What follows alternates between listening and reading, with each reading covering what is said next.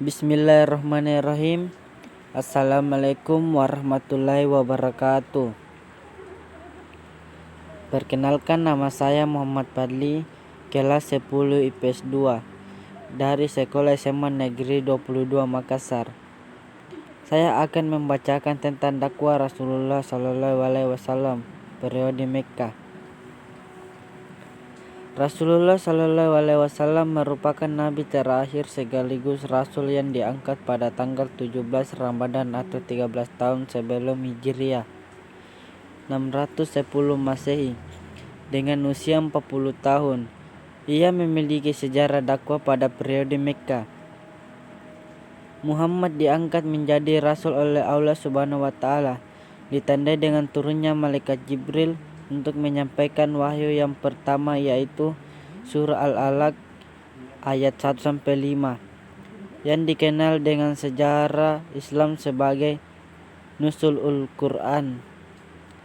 Setelah itu selama 13 tahun 610 sampai 622 Masehi, secara berangsur-angsur wahyu berupa ayat Al-Quran diturunkan kepada beliau sebanyak 4.726 ayat, meliputi 89 surah. Salah satunya surah Al-Mudatsir ayat 1-7 yang turun setelah wahyu pertama, di mana surah Al-Mudatsir diturunkan dengan isi perintah Allah Subhanahu wa taala agar Nabi Muhammad SAW berdakwah menyiarkan agama Islam kepada seluruh umat manusia.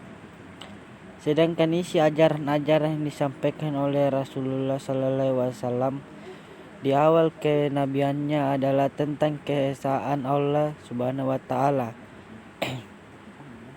hari kiamat sebagai hari pembalasan, kesucian jiwa dan persaudaraan dan persatuan.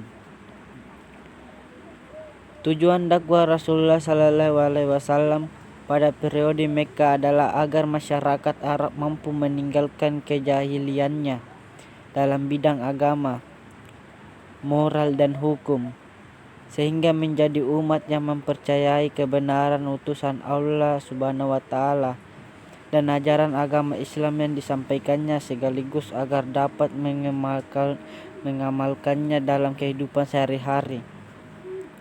Agar dapat tercapainya tujuan-tujuan tersebut, maka dalam berdakwah Rasulullah SAW mempunyai strategi dakwah yang beliau lakukan, yaitu dakwah secara sembunyi-sembunyi dan dakwah secara terang-terangan.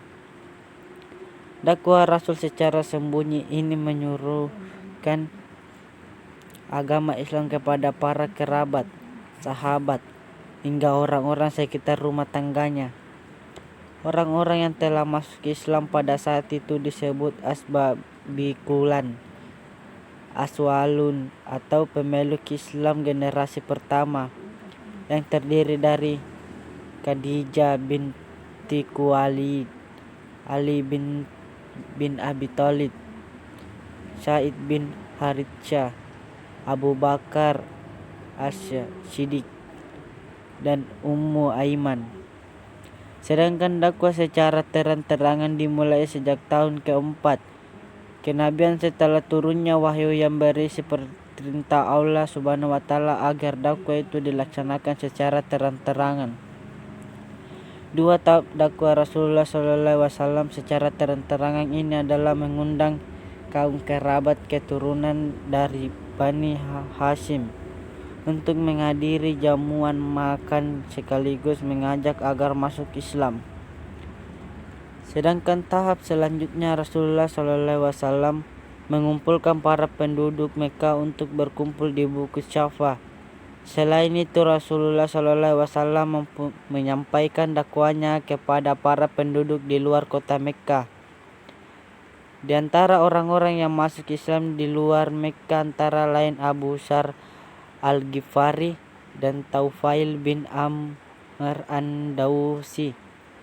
Sedangkan dari kalangan orang kafir yang masuk Islam ialah Hamzah bin Abdul Muthalib dan Umar bin Khattab.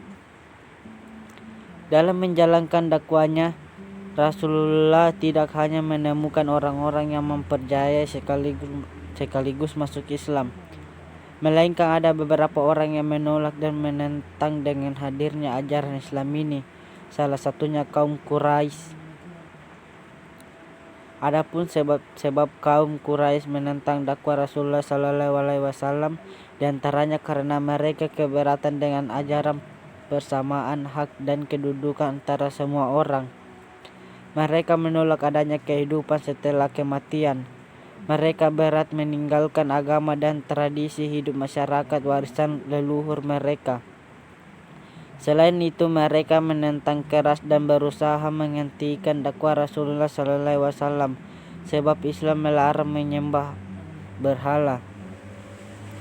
Dalam menghadapi tantangan dari kaum Quraisy, salah satu cara Nabi SAW dengan menyuruh 16 orang sahabatnya untuk hijrah ke Habasyah karena raja di sana memberikan jaminan keamanan.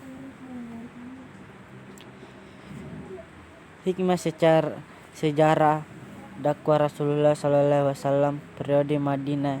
Hikmah sejarah dakwah Rasulullah SAW antara lain: 1. Dengan persaudaraan yang telah dilakukan oleh kaum Muhajirin dan kaum Ansar dapat memberikan rasa aman dan tentram.